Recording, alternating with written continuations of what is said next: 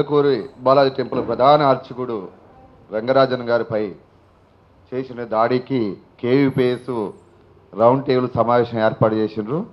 మరి KVPS round table సమావేశానికి విచ్చేసినటువంటి మరి రామ్మూర్తి గారికి, మరి అదేవిధంగా విజయశంకర స్వామి గారికి, మరి కేవీపీఎస్ రాష్ట్ర ప్రధాన కార్యదర్శి స్కైలాబాబు గారికి, వికలాంగుల హక్కుల జాతీయ వేదిక ఎంపీఆర్డి రాష్ట్ర కమిటీ తరపున ప్రత్యేకమైన నమస్కారాలు. మరి ఈ రోజున ప్రధాన అర్చకుల మీదనే దాడి జరుగుతుందంటే మనం చూస్తున్నాం. ఎందుకంటే ఆ యొక్క ప్రధాన అర్చకుడైనటువంటి ఆయన దళితులను కూడా భాగస్వామ్యం చేయాలనే ఉద్దేశంతో రెండు రాష్ట్రాల్లో కేరళ, తమిళనాడులో ఏ విధంగా చేశారో అదే విధంగా మనం కూడా చేయాలనేసి ఆయన చిలుకూరులో ప్రారంభించినటువంటి పరిస్థితి ఉంది.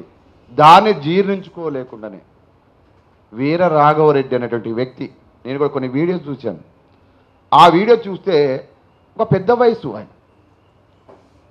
రామేంద్ర గారు చాలా పెద్ద వయసు, ఈయన యువకుడు ఉండి కూడా ఇప్పుడు ఆర్మీ అని రామరాజ్యం ఆర్మీ ఆట, భారతదేశాన్ని రక్షించడం కోసం ఆర్మీ ఉంది, అనేకమైనటువంటి శాఖలు డిపార్ట్మెంట్స్ ఉన్నాయి.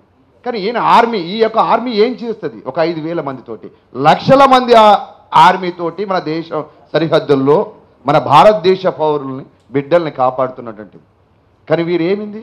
మతాన్ని రెచ్చగొట్టి, కులాలను రెచ్చగొట్టి ఈ దేశంలో అనేకమైనటువంటి గొడవలు, మత కళలు సృష్టించడం కోసమే చేసేటువంటి ప్రక్రియ. దీన్ని ఖండిస్తున్నాము. వీరరాఘవరెడ్డిని మంచి ఏ తప్పు చేయనటువంటి వారిని, మాకు సాయిబాబా గారిని 10 సంవత్సరాలు జైలు ఉంచారు. ఇంత ప్రధాన అర్చకుడైనటువంటి ఈ హైదరాబాద్ మహానగరంలో బాలాజీ టెంపుల్కి, చిలుకూరి బాలాజీ మంచి ప్రత్యేకత ఉంది. అటువంటి ప్రధాన అర్చకుడి మీద దాడి చేసినటువంటి వీరరాఘవరెడ్డిని మరి జీవిత ఖైదీగా అభివర్ణించాలి ఈ యొక్క ప్రభుత్వం కంపల్సరిగా. కాబట్టి మరి అదేవిధంగా ఈ యొక్క కేవీపీఎస్ చేసేటువంటి పోరాటాలలో మరి తొందరగా స్పందించి ఇటువంటి సమావేశాలు ఏర్పాటు చేస్తుంది. కాబట్టి వికలాంగుల హక్కుల జాతీయ వేదిక కంపల్సరిగా నిరంతరం కూడా తోడుంటుందని సెలవిస్తూ ఈ యొక్క తీర్మానాన్ని మేము బలపరుస్తున్నాము. నాకు ఇచ్చిన అవకాశాన్ని బట్టి ప్రత్యేకమైన ధన్యవాదాలు సెలవు తీసుకుంటున్నాను. ఒక్కొక్క నిమిషం